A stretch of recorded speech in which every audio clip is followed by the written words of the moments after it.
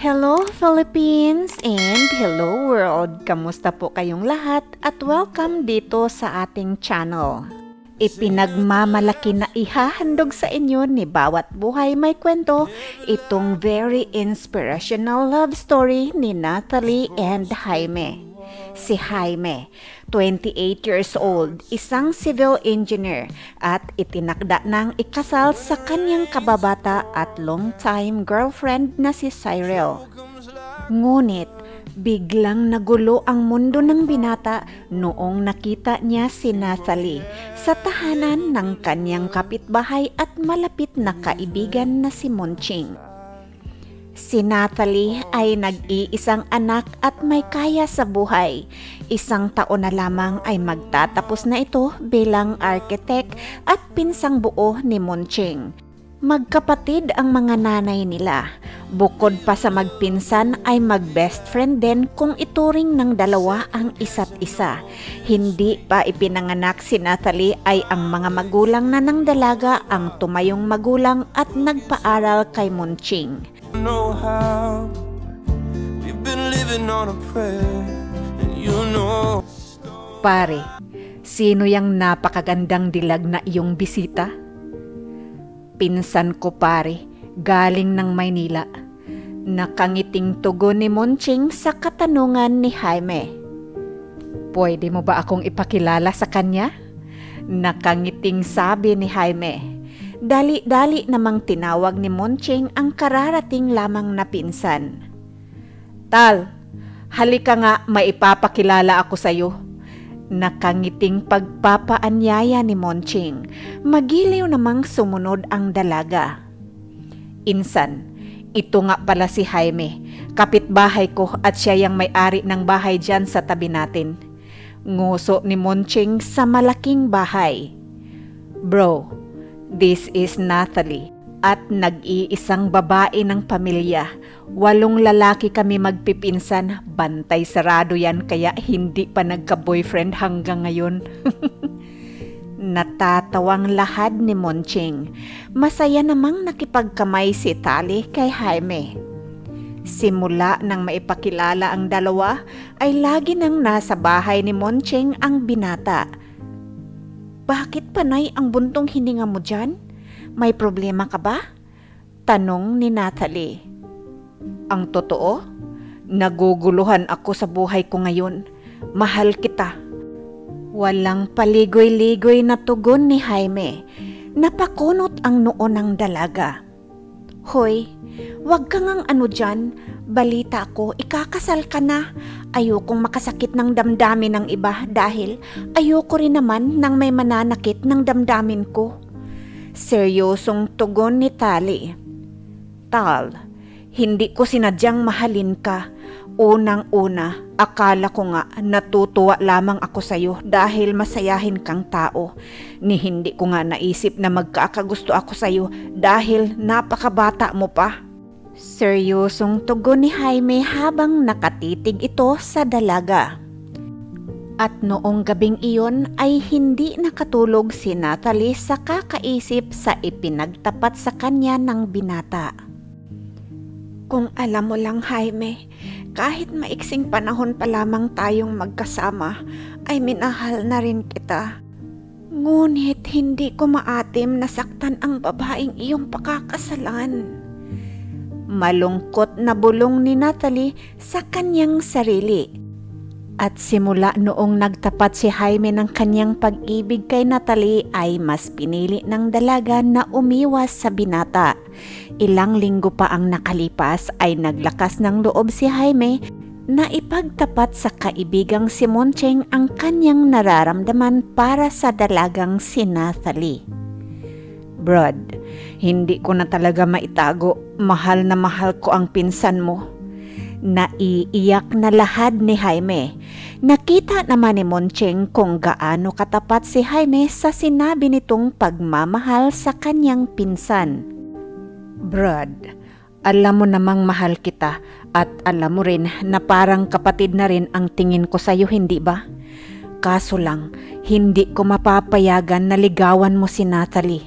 Ipapaalala ko lang sa'yo, baka kasi nakalimutan mong ikakasal ka na. Mahal na mahal ko ang pinsan kong iyan. Bukod pa doon, 10 taon kaya ang tanda mo sa kanya. Seryoso rin ang tugon ni Moncheng sa kanyang kaibigan. Nais kong mag-back out sa kasal namin ni Cyril, bro. Nakayo kong sagot ni Jaime. Brad, ilalagay ko lang ang aking sarili sa pamilya ni Cyril ha. Sinisigurado ko sa iyo na hindi ako matutuwa. Pag-isipan mo muna ng mabuti ang nais mong gawin. Alam na ba ni Tali ang nararamdaman mo sa kanya? Tango lamang ang isinagot ni Jaime sa tanong na iyon ni Moncheng. Mga ilang linggo ring pag-iwas ng dalaga sa binatang umiibig sa kanya. Isang umaga sa simbahan, araw ng linggo ay nagkagulatan ang dalawa noong magbigaya na ng peace be with you. Hindi nila alam na isang tao lang pala ang namagitan sa kanilang kinauupuan. Pagkatapos ng misa ay agad tumakbo palabas ng simbahan si Natalie. Dali-dali namang hinabol ni Jaime ang dalaga. Tali, pwede ba kitang makausap? Jaime, ayoko nang makipag-usap sa'yo. Please, wag ka nang sumunod sa akin. Ayokong may makakita sa atin na kamag-anak ng iyong mapapangasawa. Tugon ni Nathalie. Please, kahit sandali lang. Pakiusap ng binata. Sige, basta sandali lang ha. Pagsang-ayon ng dalaga. Pinili nilang mag-usap sa plaza na nasa harapan mismo ng simbahan. Alalayan na sana ni Jaime ang dalaga sa pag-upo. Wag na, kaya ko nang umupong mag-isa, salamat. Magalang na saad ng dalaga.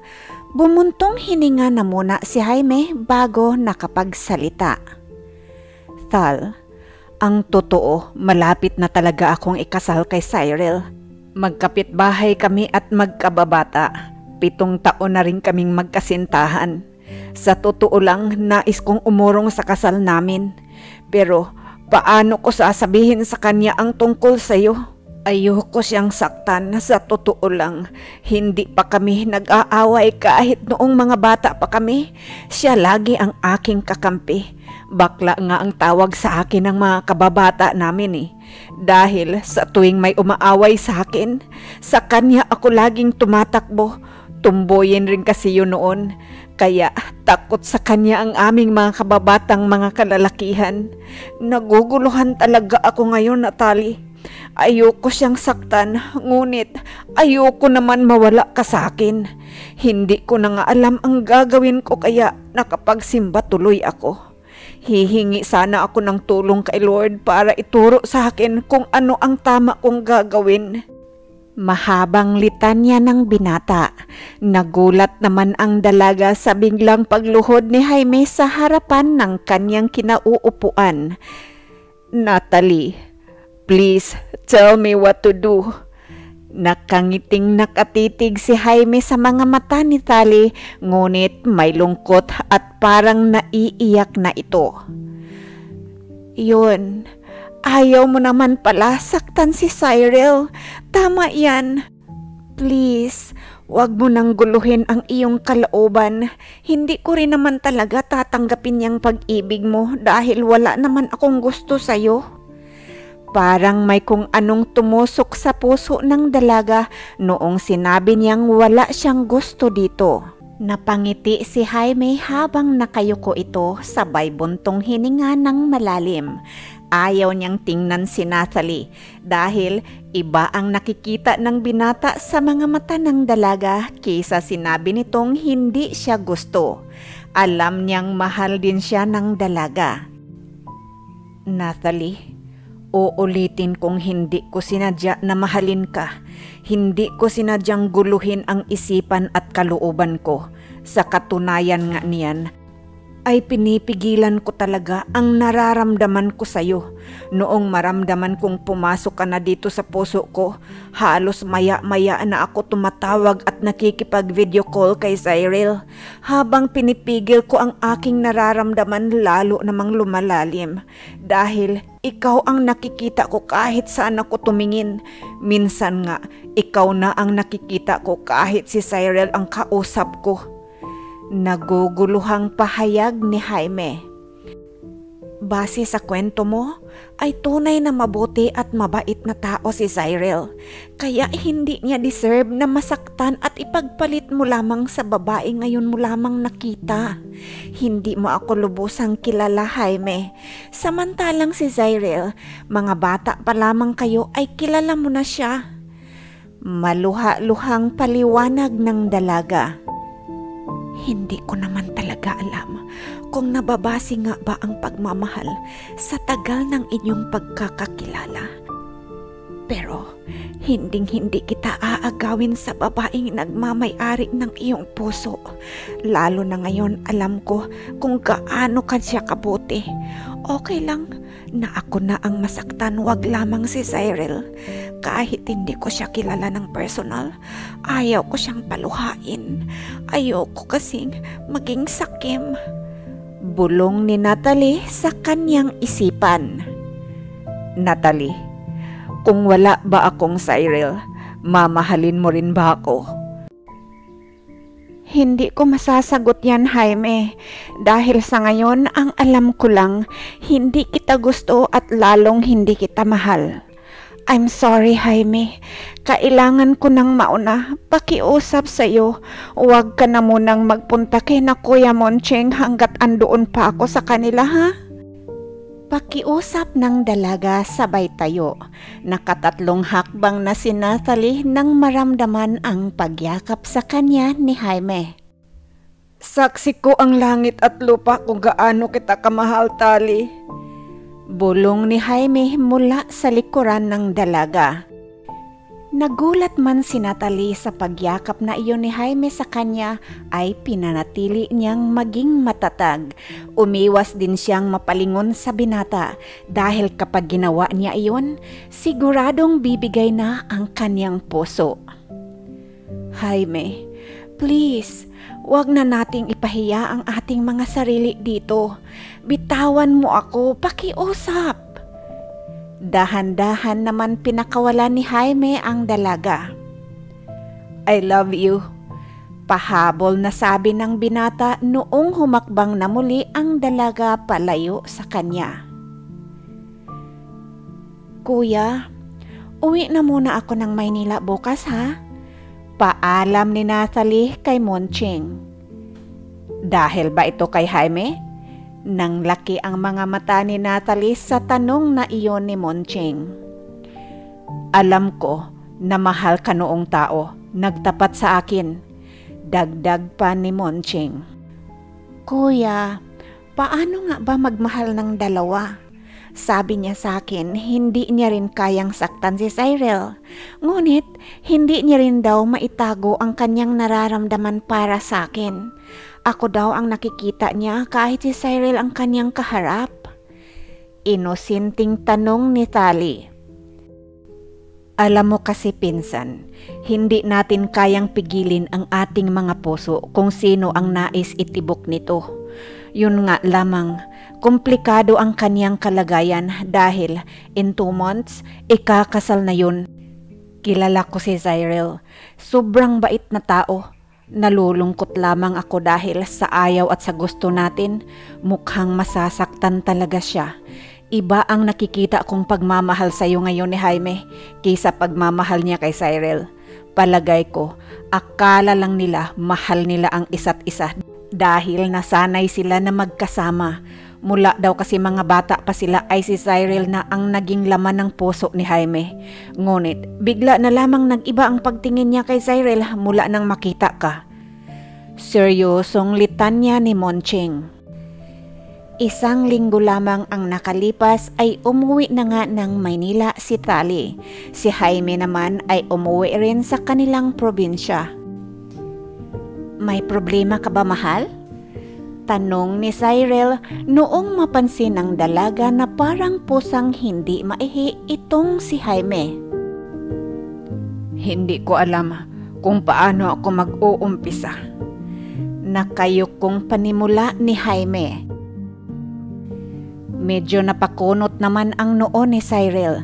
Nagtataka ang dalaga. Ngayon lamang niya kasi nakitaan ng ganitong pagkabalisa ang kanyang mapapangasawa. May ibang babae ba na gumugulo dyan sa isipan mo? Diretsong tanong ni Cyril, dahilan upang mapaangat ng ulo at mapatingin ng diretso si Jaime sa dalaga. Natawa si Cyril sa nakitang reaksyon ni Jaime. Mahal, nagbibiro lang sana ako sa katanungan kong iyon, ngunit mukhang may katotohanan yata. Napangiwing tanong ni Cyril. Hindi ko sinadya, pinilit kong labanan ngunit lalong nag-uumalpas itong aking puso. Cyril, kahit minsan ay hindi ako nagsisinungaling sa'yo at mahal naman talaga kita, alam mo yan. Mahirap man ngunit nais kong maging tapat sa'yo. Ayaw kitang saktan, ngunit lalo lamang kitang masasaktan kung ipagpapatuloy kong ilihim ito at hindi sabihin sa'yo. Nang laki ang mga mata ni Cyril sa ipinagtapat ng kanyang mapapangasawa. Hindi mo na ako mahal? Nanginginig ang tinig na tanong ni Cyril. Mahal kita, ngunit hindi katulad ng dati. Iba na ang tinitibok nitong aking puso. Lumuluhang nakayuko na tugon ni Jaime. Katahimikan ang namigitan sa dalawa, maya-maya pa'y nagsalita muli ang binata.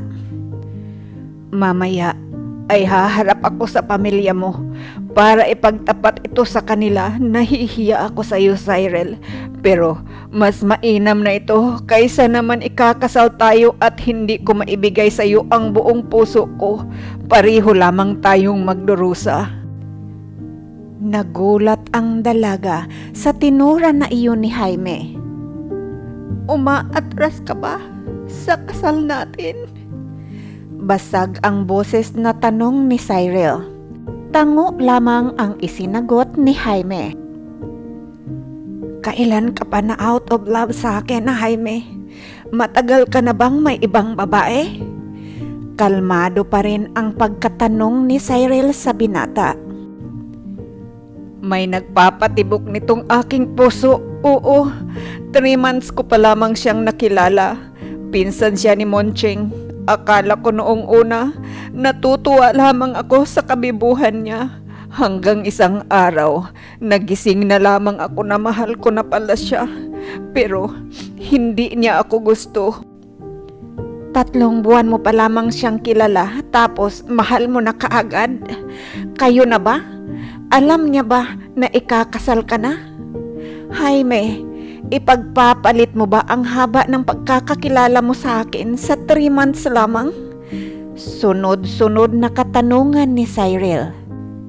Ipinagtapat ko sa kanya ang aking nararamdaman, ngunit tinanggihan niya ako. At oo, ipinagtapat ko rin sa kanya ang tungkol sa iyo. Ayaw kanyang saktan, pinapalayo niya ako sa kanya at wala daw siyang gusto sa akin. Sabay buntong hininga na sagot ni Jaime. Kung ganun, pag-isipan mo na muna ng mabuti. Balik ka na lamang sa akin pagkalipas ng 2 linggo. Kapag wala ka na talagang pagmamahal sa akin, pakakawalan kita. Ayaw ko naman ipilit ang sarili ko sa'yo dahil lamang sa mahal kita. Ayokong maging sakim, Jaime. Mahinahong pananalita ni Cyril sabay tayo. Patawarin mo ako, Cyril. Hindi ko talaga ginusto ito. Mahal pa rin naman talaga kita bilang kaibigan mo. At hindi mawawala ito kahit kailan.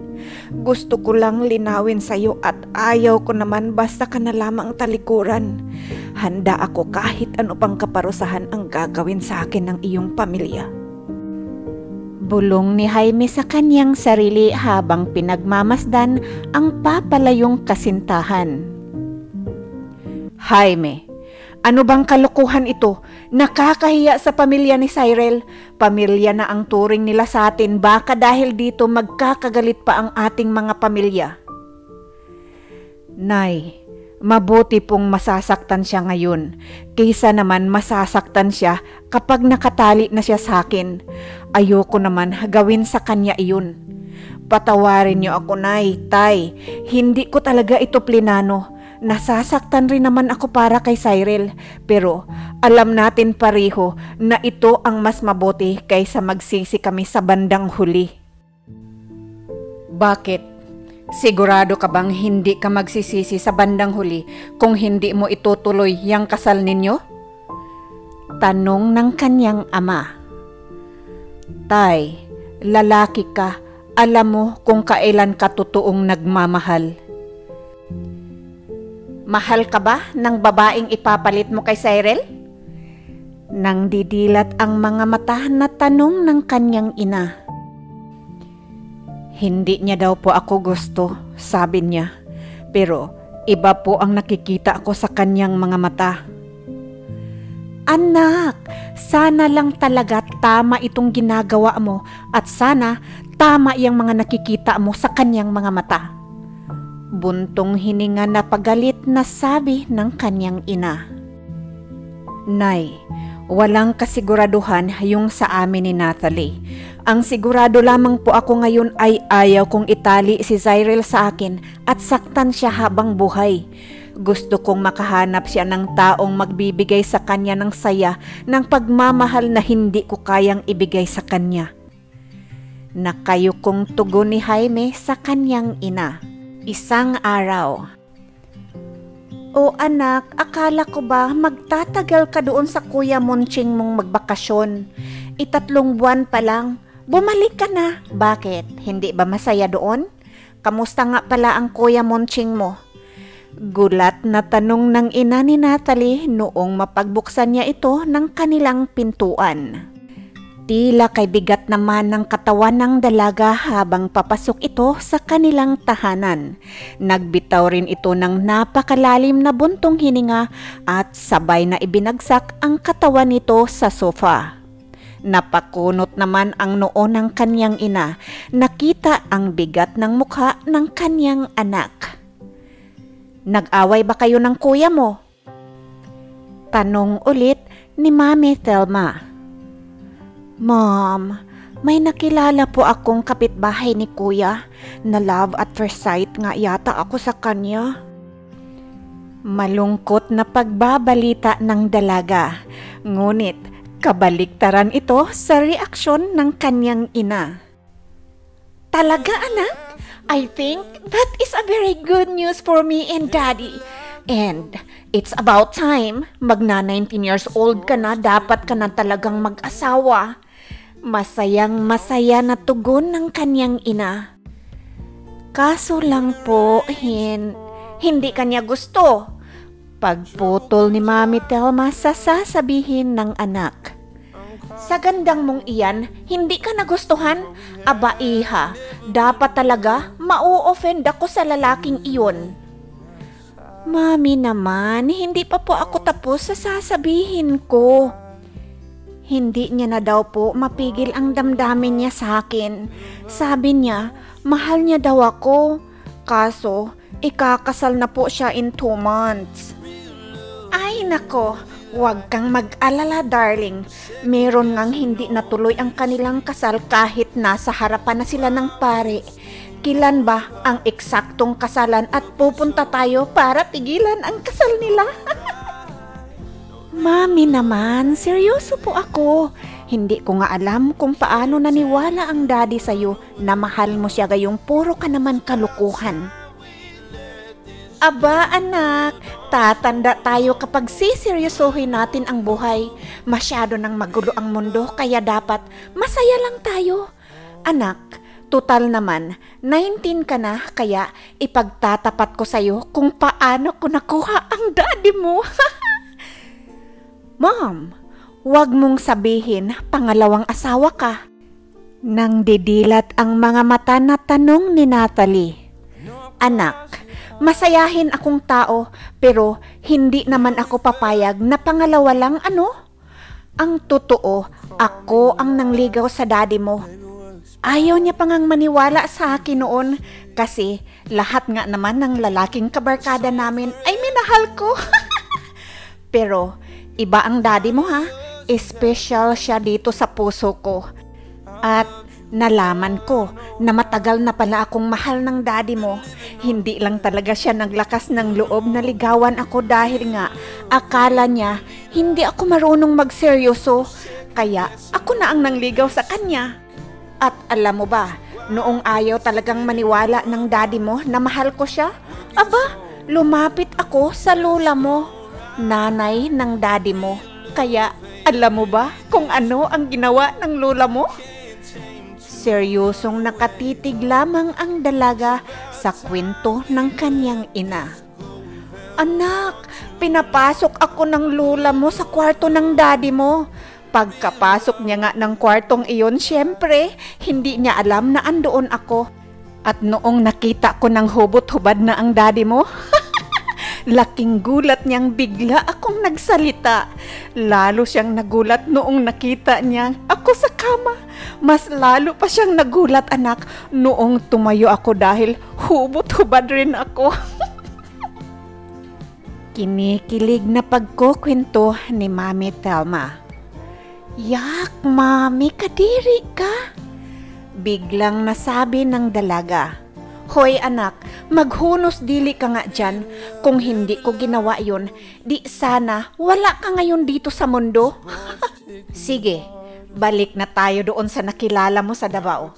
Kilala ba ng kuya mo yung lalaking kapitbahay niyang nagpapatibok ng iyong pihikan na puso? Alam mo kasi anak, sa palagay ko, mana ka talaga sa iyong ama. Masyadong pihikan, mahiyain at walang lakas ng loob pagdating sa pakikipagrelasyon. Mantakin mo, 19 ka na, wala ka pang kasintahan. Samantalang ako, 2 years old ka na noong 19 ako. At alam mo rin bang 16 pa lamang ako noong una akong nagka-boyfriend? Subalit, datapwat, ngunit, maipagmamalaki rin naman ako ng iyong ama dahil virgin niya akong nakuha. Mami, kadiri, wag mo nga akong pagkukwentuhan ng mga magaganyan. Masyado kang liberated. Kadiri talaga. Anak, anong kadiri doon? Wag kang mag-alala. Pag ikakasal ka na, tuturuan kita kung ano ang gagawin mo sa unang gabi ninyo. Nakangising sabi ni Mama Thelma. Umikot na lamang ang mga mata ni Natalie. Ate, pakihanda mo nga ng makakain itong in love kong anak. My God, my God, my God.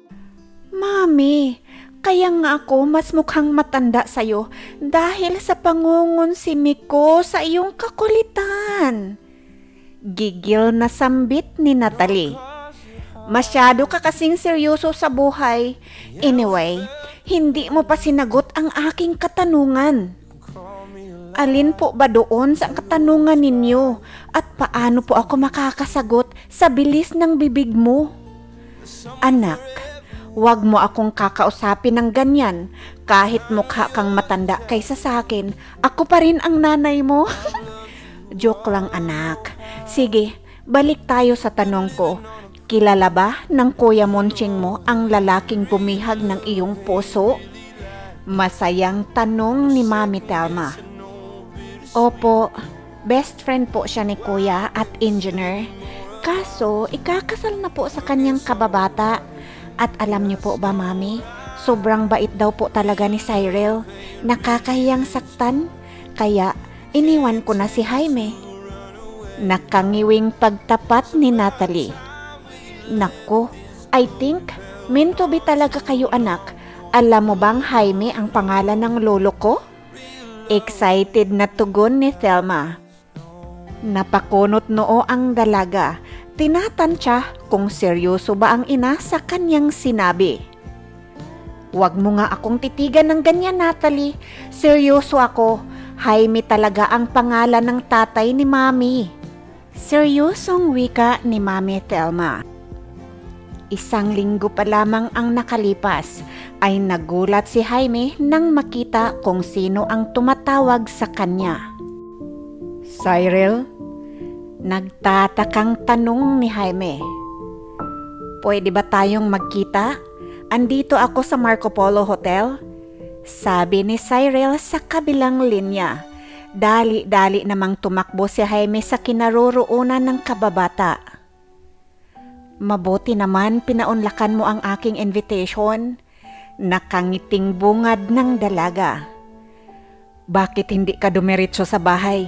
Bakit kailangan mong mag-hotel? Tanong naman ni Jaime. Paalis ako mamaya papuntang France. Doon muna ako kay ate. Napakunot ang noo ng binata sa tinuran na iyon ni Cyril. Jaime, pinag-isipan ko ng mabuti ang sinabi mo sa akin noong 1 linggo. Alam mo, naisip ko nga, baka hindi talaga natin mahal ang isa't isa. Baka nga nasanay lang talaga tayo na tayong dalawa lamang ang magkasama ng napakahabang panahon. Kahit nga malayo tayo sa isa't isa, parang tayo pa rin lagi ang magkasama kasi araw-araw naman tayo nagve-video call.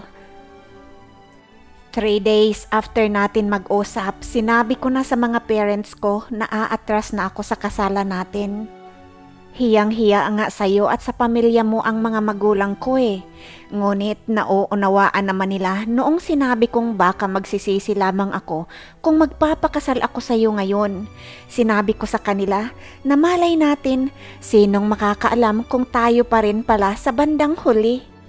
Kaya pinayagan na nila akong magpunta ng France dahil sabi ko, kailangan ko munang lumayo at makipaghalubilo sa ibang kalalakihan para masiguro kong ikaw talaga ang aking gustong makasama habang buhay.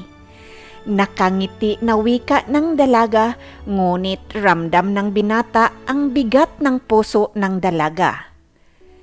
Galit ako sa sarili ko, Cyril. Patawarin mo ako. I caused you so much pain. Hiyang-hiya ako at nasasaktan ako para sa'yo. Napakabuti mong tao. Hanggang ngayon ay pinagtatakpan mo pa rin ako.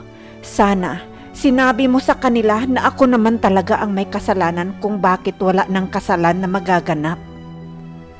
Jaime, ayokong saktan ang aking mga magulang.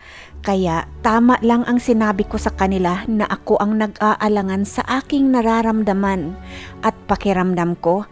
Tama ako, baka nga akala natin ay nagmamahalan talaga tayo bilang magkarelasyon. Ngunit ang totoo ay nagmamahalan lang talaga tayo bilang magkaibigan. Ayon pa kay Cyril. Napakabusilak ng iyong puso, Cyril. Hangad ko ang iyong kasiyahan. Napakaswerte ng lalaking pipiliin mong pakasalan at sorry dahil hindi ako ang maswerteng lalaking iyon. Kamusta nga pala si Nathalie? 1 AM pa naman ang flight ko. Pwede mo ba siyang tawagan? Nais ko siyang makilala kahit sa tawag lamang. Wala na siya dito, Sai. Bumalik na siya ng Maynila. Ayaw niya sa akin eh. Malungkot na sabi ni Jaime. Ganun ba? Bakit hindi mo siya puntahan doon sa Maynila? Tiwala lang, brother. Nakangiti si Cyril habang pinapalakas ang kalooban ni Jaime. Grabe, alam kong gaano ka kabuting tao, ngunit hindi ko alam na may nakatago ka pa palang higit na kabutihan dyan sa puso mo. Tunay na meron kang ginintuang puso. Patawad, hindi ko sinadyang saktan ang busilak mong kalooban, Cyril. It's okay. Tama ka naman. Mabuti na itong masaktan tayo ngayon. At least, panandalian lang, hindi ba? Kisa naman masaktan at magdusa tayo habang buhay. Baka nga, hindi lang talaga ako pang Pinoy. Baka, Frances talaga ang para sa akin. pakiusap ko sa'yo na wag mo na muna akong kontakin at i-block na muna kita sa aking mga social media accounts, ha? Buburahin ko na rin ang lahat ng mga pictures at videos natin together at para mas madali akong makapag-move on. Walang katapat na salitang pasasalamat sa iyong kabutihan, Cyril. Hindi lang talaga tayo itinadhana para sa isa't isa. Please know how much I appreciate you. Maluha-luhang sambit ni Jaime. Payakap nga. Please, wag mong sayangin itong pag-giveaway ko, ha. Ipagtapat mo yung nararamdaman mo kay Natalie. Aalis akong masaya kung ipapangako mo sa akin na mamahalin mo siya ng buong puso mo, ha. Sige, umalis ka na at malapit na rin ang punta ko ng airport para hindi naman ako malate, baka traffic din. Wika ng dalaga habang yakap-yakap ang kanyang dating kasintahan. Umalis ng hotel ang binata na masaya. Alam niyang sincero ang dating kasintahan na si Cyril sa mga sinasabi nito. Samantalang si Cyril ay napaluha ito habang pinagmamasdan ang pag-alis ng dating kasintahan. Ang tunay na pag-ibig ay mapagpalaya, kaya palalayain kita. Kahit na ang kapalit nito ay pasakit dito sa puso ko. Huwag kang mag-alala, Jaime. Sisikapin kong kalimutan ka para mabigyan naman ng pagkakataon itong puso kong magmahal ng muli. Paalam, mahal ko. Bulong ni Cyril sa kanyang sarili. Isang hapon, nagulat ang ina ni Natalie kung sino ang kanyang napagbuksan ng pintuan. Moncheng! Bakit wala ka namang pasabi na darating ka? Halika, pasok! Ante, may kasama po ako. Siya po si Jaime, mangliligaw ng iyong dalaga. Biglang sumilay ang ngiti sa mga labi ni Auntie Thelma. Halika, pasok, pasok, pasok! Excited na pag-imbita ni Auntie Thelma. Ano nga pala ang sadya mo dito, iho? Malaki ang ngisi na tanong ni Auntie Thelma. Andito po ako para ipaalam sa inyo kung gaano ko kamahal ang inyong anak at handa po akong pakasalan siya kahit anong oras. Nakangiting lahad ni Jaime. Kasintahan mo na ba ang anak ko? Maang-maangan na tanong ng ina ng dalaga. Hindi pa po, pero alam niyang mahal ko siya. Kaso, ayaw niya daw po sa akin. Wala siyang pagtingin sa akin. Siguro po ay dahil sa agwat ng edad namin. Nakangiting pahayag ni Jaime. Mga ilang minuto pa'y dumating na si Natalia at may kasama itong lalaki. Kuya Moncheng, anong ginagawa mo dito? Excited na tanong ni Natalie, sabay nakatingin ito kay Jaime. Malalaman mo rin kung bakit andito kami. May kasama ka yata. Baka naman pwede mo siyang ipakilala sa amin? Nakangiting tugon ni Moncheng sa katanungan ni Natalie. Roy, ang Kuya Moncheng ko from Davao at kaibigan niyang si Jaime. Kuya, Jaime, si Roy, mangliligaw ko. Pagpapakilala ni Natalie sa tatlong lalaki. Kilala na kasi ito ni Mami Thelma. Pagkaalis ni Roy, anong ginagawa ninyong dalawa dito? Tanong ulit ng dalaga. Anak, ano bang klaseng tanong yan? Andito si Jaime para mamanhikan sa'yo. Nakangiting tugon ni Mami Thelma sa katanungan ng anak sa kanyang pinsan at Jaime. Nagbibiro lang naman ako. Pero pwede mo rin naman tutuhanin, Jaime, kung talagang mahal mo nga itong aking nag-iisang anak. Nako, Jaime, pagpasensyahan mo na yang mami ko. Maloko lang talaga yan. Napahiyang paghingi paumanhin ni Natalie. Imbis na sagutin ang winika ng dalaga ay si Mrs. Ong ang hinarap ni Jaime.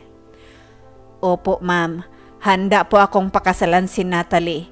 Yan ay kung tatanggapin niya ako. Masayang lahad naman ni Jaime sabay sulyap sa dalaga.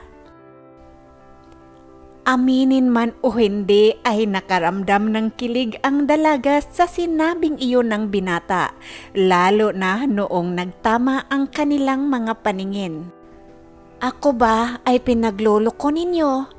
Jaime, wag mo ngang sakyan itong kalukuhan ng mami ko. Nais ko lang malaman mong itong si mami, madalas ay hindi mo alam kung kailan ito nagsasabi ng totoo. Pilit na pinagtatakpan ng dalaga ang kilig na nadarama. Natalie, sa palagay mo ba sasayangin ko ang oras ko na samahan dito si Jaime kung sa tingin mong nagluluko lang itong taong ito? Seryoso na sabat ni Monching sabay akbay kay Jaime. Hindi nakaimik ang dalaga at napatitig ito kay Jaime. Biglang binawi ni Natalie ang kanyang paningin nang kindatan siya ng binata. Anak, nanay mo ako. Sa pagkakataon na ito ay hindi ako nagbibiro. Masaya at naniniwala akong mahal ka ni Jaime. So siya, tara Monching, iwanan na nga natin ang dalawang iyan para makapag-usap sila ng maayos. Mga ilang sandali din ang katahimikan na namagitan kina Jaime at Natalie. Biglang napipi itong si Jaime, samantalang kanina ang lakas ng loob, may pakindat-kindat pang nalalaman. Oh, magsasalita ka ba o iiwanan kita dito? Ano ba kasi talaga ang pakay mo dito? Si Natalie na ang naunang nagsalita. Para ipaalam sa'yo kung gaano kita kamahal. Ipapaalam mo sa akin kung gaano mo ako kamahal? Bakit ayaw mong magsalita? Umurong ba yung dila mo? Paano na si Cyril? Ayon sa dalaga. Sa mga oras na ito ay nasa France na si Cyril.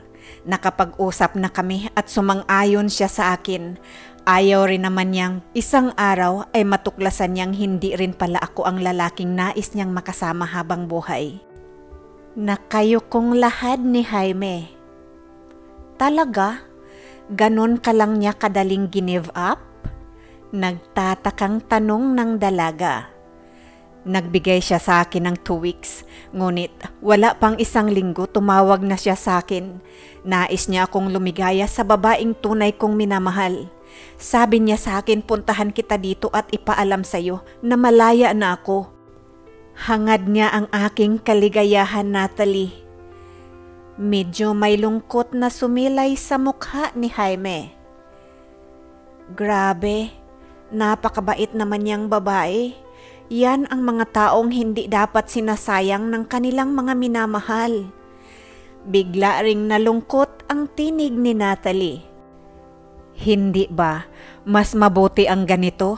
Kaysa naman pareho kaming magdurusa habang buhay kung pipilitin naming magpakasal dahil lamang sa ayaw namin saktan ang isa't isa.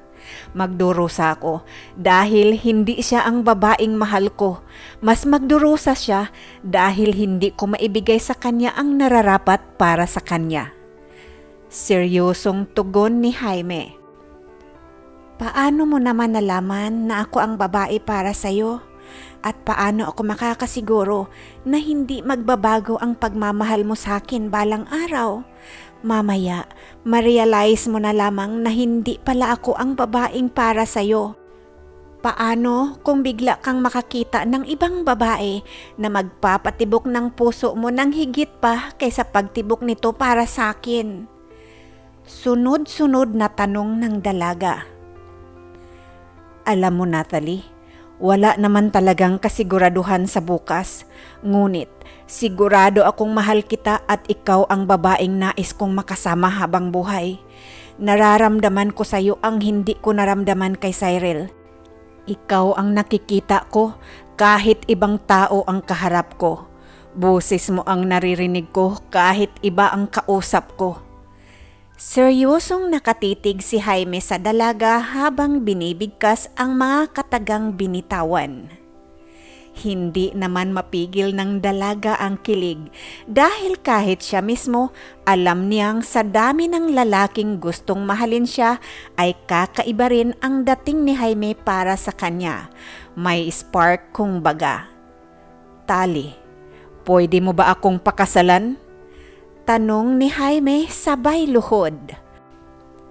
Nagulat naman ang dalawa sa biglang pagsulpot ni Mami Telma. "Daddy, kailangan mo nang umuwi kaagad ha, sa lalong madaling panahon ikakasal na ang ating anak. Nakita mo ba yung nakaluhod niyang kasintahan?" Pagsasalita ni Mami Telma habang ka-video call ang asawa na nagtatrabaho sa Saudi Arabia bilang engineer. Tuwang-tuwa naman ang ama sa magandang balita ng kanyang asawa. "Mami, hindi pa po ako nakasagot." Biglang sabi ni Tali. Napatunganga lamang si Jaime habang hinihintay ang sagot ni Natalie. "Anak, wag mo nang patagalin yang sagot mo't baka mananakit yang mga tuhod ng iyong kasintahan." Napapikit ang mga mata ni Natalie sa sinabi ni Daddy Benny. "Kasal ba kaagad? Hindi ba pwedeng mag-boyfriend muna?" Tanong ni Natalie. Bumukas na ang bibig ni Jaime para magsalita sana. Ngunit mas mabilis makapagsalita itong si Mrs. Ong. "Anak, magiging magkasintahan naman kayo habang nag-aantay kayo ng petsa ng inyong kasal." Nakangiting sabat ng ina. Hindi na lamang nagsalita si Jaime dahil tiyak niya naman nakakampi niya ang mga magulang ng dalaga. "Sige na nga. Okay, Jaime. Asaan ba ang engagement ring na isusuot mo sa daliri ko?" Parang bata na tanong ni Natalie. "Mamaya, bibilhin natin. Ikaw ang mamili ng gusto mo." Nakangiting tugon ng binata. "Huwag ka nang mag-abala sa inyong wedding ring, iho. Ako na ang bahala." Nakangiting sabat ni Daddy Benny habang pinagmamasdan sila. Walang mapaglagyan ng kaligayahan ang bawat isa. Si Jaime, sobrang masaya dahil napapayag niyang magpakasal sa kanya si Natalie. Masaya rin ang dalaga dahil sa wakas natuto na rin tumibok ang kanyang pihikang puso.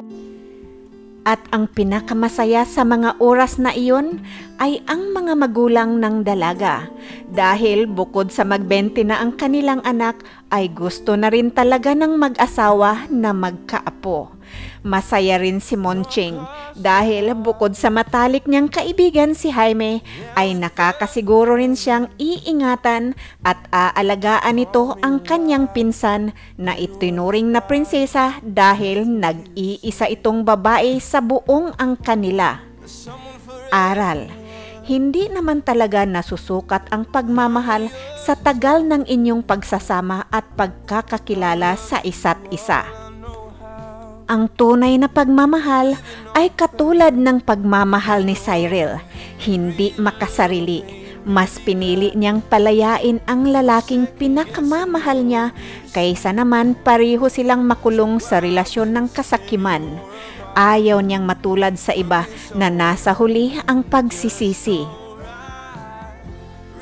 Mga kaibigan, maraming salamat po sa inyong pakikinig o panonood nitong napakagandang love story ni Jaime at Natalie. At nagpapasalamat din po ako sa inyong lahat sa patuloy ninyong suporta sa aking munting channel. Kung hindi pa po kayo nakapag-subscribe, please subscribe na po kayo, like and share. Pakihit na rin po ng bell button para maging updated kayo sa ating mga new uploads. Tandaan po natin, bawat buhay may kwento. Hanggang sa muli, bye-bye!